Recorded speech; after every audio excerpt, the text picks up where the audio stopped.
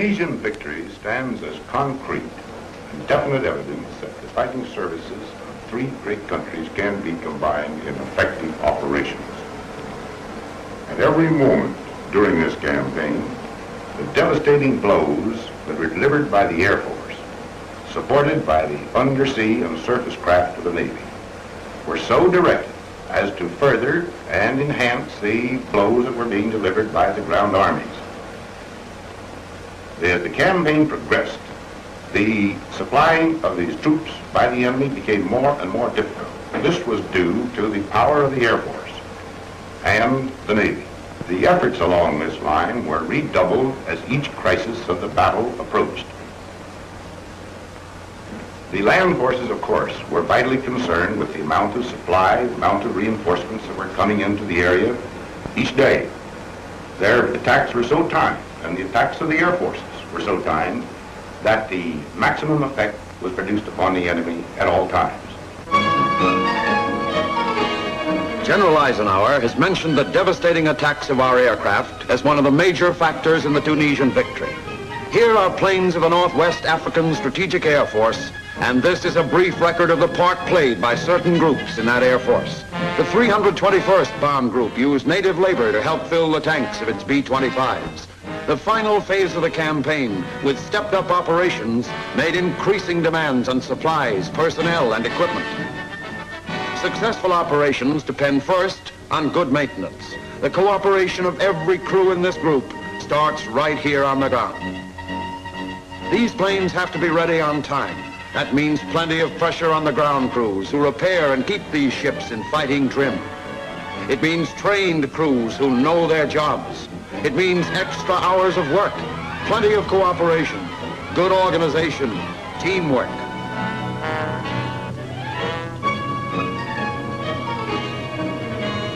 The armorers have already begun to clean and load the guns of the medium bombers.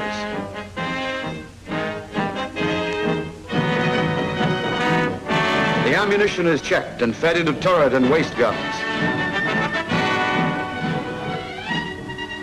Our ordnance crew arrives and begins to bomb up the B-17s.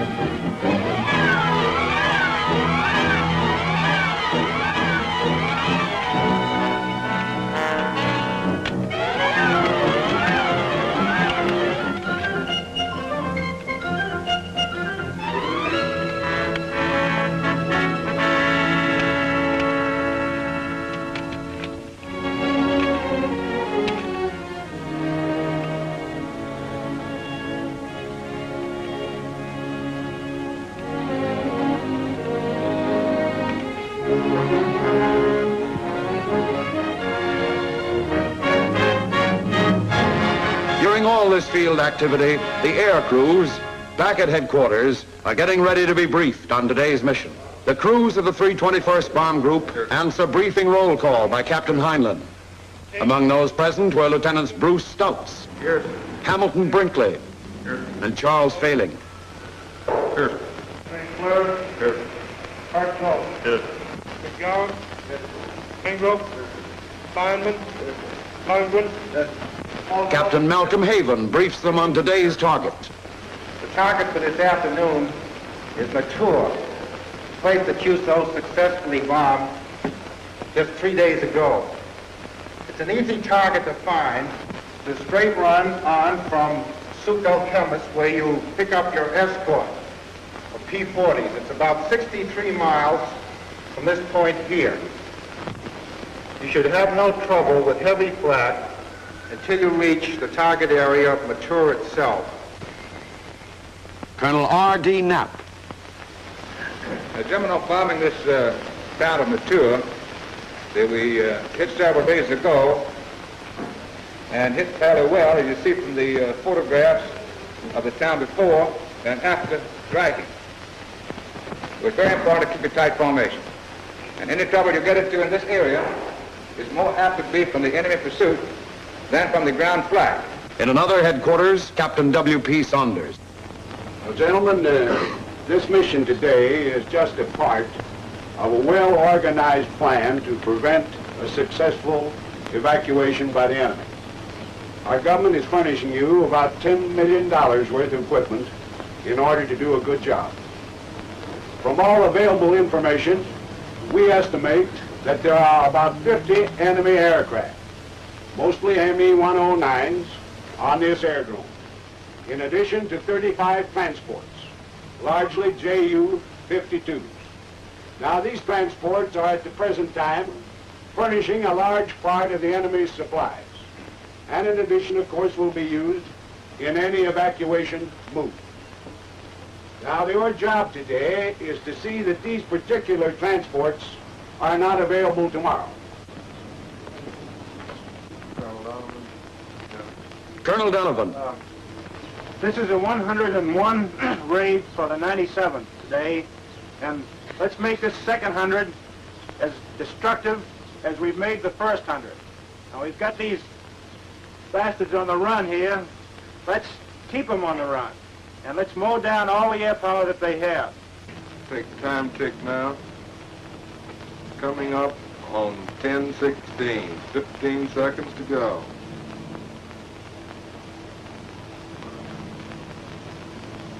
10.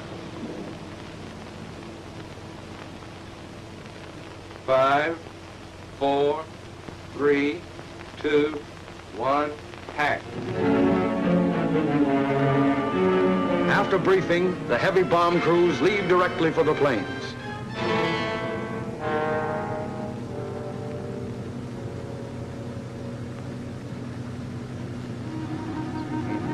About the same time, crews of the 321st Medium Bomb Group start for their planes in jeeps.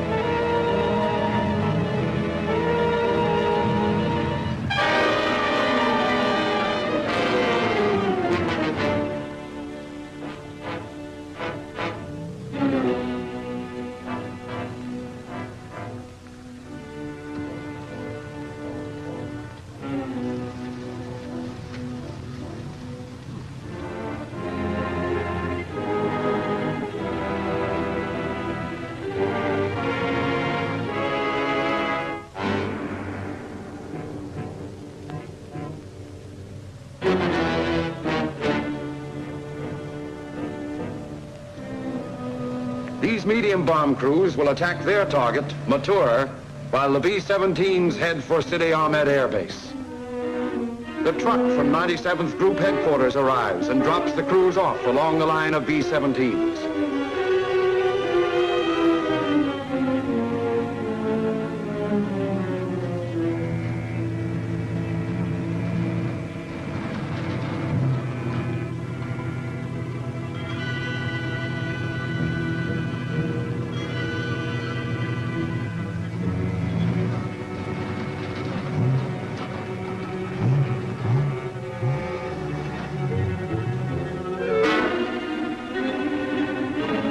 Many of these crews are already veterans in this campaign.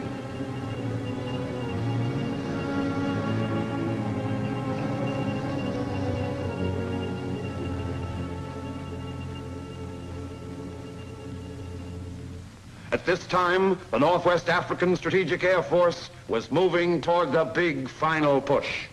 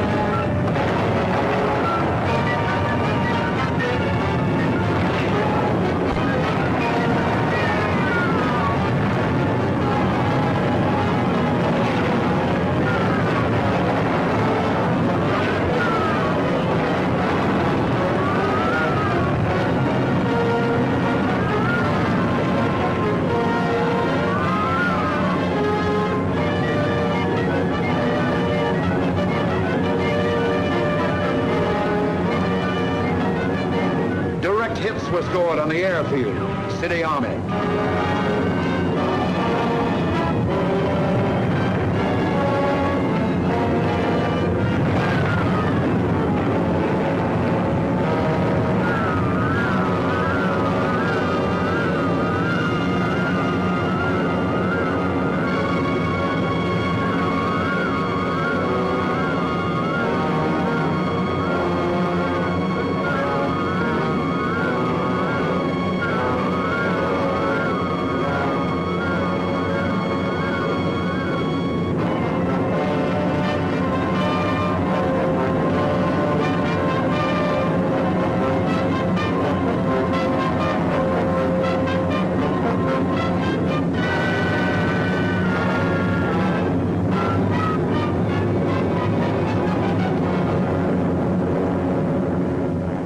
Immediately after the mission, crews of the heavy bomb group arrived for interrogation. This crew had a very successful mission. Did any of you fellas get any today? I got one, too. Good, that's swell. That makes two for this crew. Well, Olson, let's hear your story. Oh, I was watching these 109s firing around up there looking for an opening. Mostly what 109 today? There was a couple of possibilities today, too. And there's one field off at about 1,000 yards out, a couple hundred feet above us. Come in at about 8 o'clock. You was high, you say? Yeah, about 200 feet high. We started closing in, and I tracked them for a few yards and then started shooting. How many rounds did you shoot into them? Oh, about 50 rounds. And then he opened up with his 30s at about 800 yards. And about 600 yards, he started using his cannon. The bullets up to then had been very effective till he peeled off over the top of us about 200 feet. And the last burst I fired, I clipped his tail off. Got his tail off. The last I seen him, he started down. Did anybody see this? Yeah, I seen it. What did he do, Little Wolf? I see his damn tail blow off, and you went down the steep dive and seen him crash and burst into flames. Well, there's no doubt about that one, is there? No, there's no doubt about that one. Won't be bothered with him anymore. Now, Stowe, you also got one, didn't you? Yes. This one here come in about 4 o'clock high. Where was it? Clock Wolf. One wolf. That makes one of each. Yes. This one come about 4 o'clock high, and he was coming in. He wanted to slide in on a tail, but he wanted to get in there stable, or the stable horalizer. Horizontal stabilizer? Yeah, the horizontal stabilizer, and he got in there, and he wanted to get in on a tail, but he got over too far, and Slipped over. yeah, he slipped over about 500 yards, and I started shooting at him then. How close did he come to you? Well, he got about 200 yards within the guns, and then he went right straight down. And I called up the ball turret man. How many rounds you put into him? Oh, about 50, I'd say. You got 50 into him. The ball turret man saw him go down. Did you see him get out? Yeah, after Shorty called me up, I followed him down with my ball turret, and I raked him. He wasn't spinning or anything. I thought he might be big and coming up on our belly, so You got a few shots in him, too. I gave him a few good bursts, and he went straight down to the dive and hit the ground and exploded. That was a damn good raid. One of the B-25 crews wasn't so fortunate. Well, boys, I understand that mature truck is pretty rugged. Lieutenant Bem, did you ever get to the target? We got through the target. You did. Where was it that your engine was shot out, Lieutenant Holt? 240 target. Can you show me on this map here? Yes, sir. It's down here in this section, south of the Oh, I see, right about in here. Yes, sir. Sergeant Ford, how'd you get that crack on the nose? Landing on land isn't, or on water isn't as smooth as on land. I think one of the ammunition cans caught me in the nose when we landed. Joe, tell me, where did you land on the beach? About 5 miles south of Cape Negro. Oh, that's south of there. Oh, yes, sir. About how long were you all on the life raft? Well, from the time we all got aboard, approximately 3 hours before we reached the land. Sergeant Uzelko, you're a gunner, aren't you? Yes, sir. What position? Third gunner, sir. Did you have any trouble getting out? No, sir, not too much. Where did you get out? Sideways gunner. Out to the sideways window there if we got out. Went those machine guns in your way? No, sir, we threw them overboard before we did. If I need any more data or pinpoints, I'll call on you, fellas, and Thanks a lot. I think that you've had all the tough luck that's coming to you, don't you? The Battle of Tunisia is over. It was a hard fight, but it represented only the initial phase of this operation. It was a preliminary bout. The main event will be the all-out air operation against Germany and against Berlin itself. The jobs of the Northwest African Strategic Air Force were first to stop supplies of materiel and personnel getting into Tunisia, and later to stop personnel from getting out. These jobs were accomplished by destroying both the supplies and the means of bringing supplies in. Harbors were attacked, marshalling yards, shipping, both naval and merchant, and the enemy air, both his offensive air force and his air transport. I want to take this occasion to congratulate and to thank the boys of the Northwest African Strategic Air Force for the job they have done. It's been outstanding. It's been a pleasure and a privilege to serve with them.